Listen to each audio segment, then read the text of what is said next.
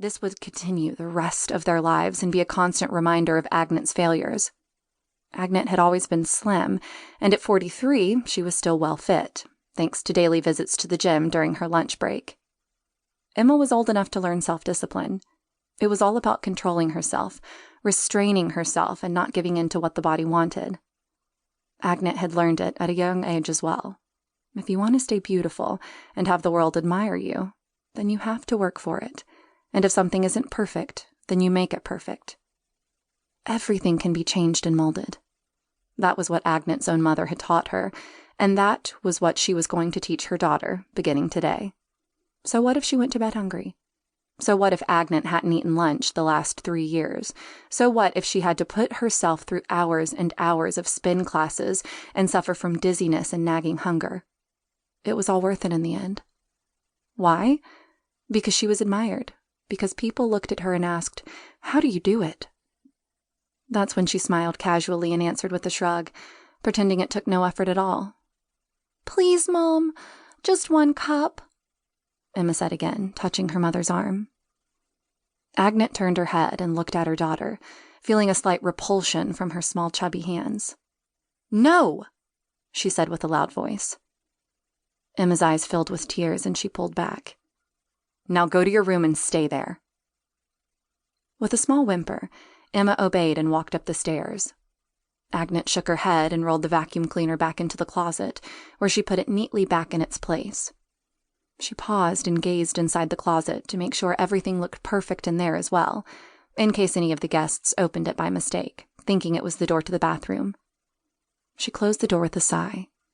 She scanned the house quickly to double-check everything was in place and ready for the guests. The clock on the wall said 10:15. She still had an hour before the caterers arrived with the food. Now all she had to do was make sure Emma stayed in her room and didn't make another mess.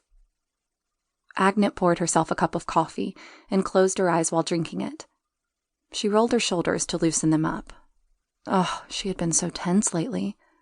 Those stupid teachers and their strike. It was all their fault. They caused this stress. She'd been forced to take Emma with her everywhere she went the last couple of days. To think that Agnet had to bring her with her to work was horrendous. It had been hard to focus in the meetings, with her sitting in the corner drawing with those little fat fingers of hers, constantly reminding Agnet that she was there, on display for everybody to see her imperfection. It felt like a breach, a fracture in Agnet's character. She didn't want all her employees and her business associates to stare at her fat little face and know that thing had come out of Agnet's lean and tall body. It was simply too humiliating. And now? Now she had to show her to her girlfriends from the boarding school, just because of those stupid lazy teachers. When Agnet planned the event, she deliberately picked a weekday, so both Emma and her husband would be out of the house. But now this infamous strike, and Agnet had no way of getting rid of the little fatling. She had even tried to get her nanny to come and take her somewhere, but she had classes. She was trying to finally finish high school, which she had dropped out of 5 years ago. Yeah, like that was ever going to happen. Of course, the teachers at the adult learning centers weren't on strike. Only those taking care of kids.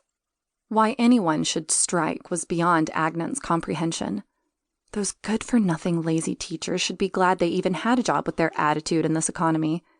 Now no one could even tell when this awful strike, was going to be over, when this nightmare was to end. Agnet shook her head again and opened her eyes slowly. She drank from her cup and almost choked as she looked out the kitchen window's view towards the forest. She coughed and put the cup down. Could it be? Were the gods not done mocking her? She stepped closer to the window and looked up at the heavy gray sky above. Thick white snowflakes were dropping and landing on the new tiles and the perfectly sculptured waterfall with pots of Japanese cold-climate bonsai trees in the backyard, and they didn't melt as they touched the ground. Agnet knew what it meant. It meant the roads would soon be white and slippery, and the traffic in Denmark would stop as it always happened. It also meant her guests would probably be late, and maybe, just maybe, so would the caterers.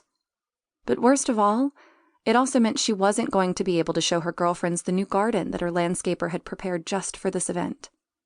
With the speed those snowflakes were descending, it would be completely covered with